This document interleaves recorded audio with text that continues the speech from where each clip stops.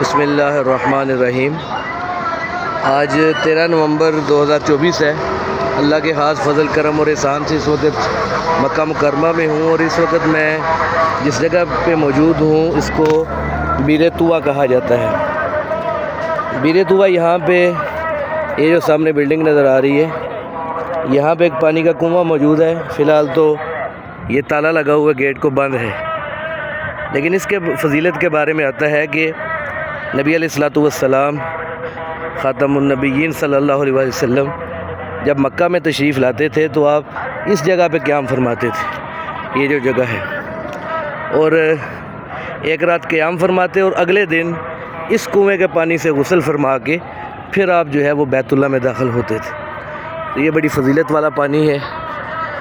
ابھی تو کنواں بند ہے لیکن کھلا ہوتا ہے، یہاں سے ہم پانی بھی لے سکتے ہیں۔ تو جب بھی حرمین شریفین کے لیے اللہ تعالیٰ آپ کو لے کر آئیں، اللہ ہمیں لے کر آئیں، تو کوشش کرنی چاہیے کہ ایسی جگہوں پہ ہم ضرور جائیں۔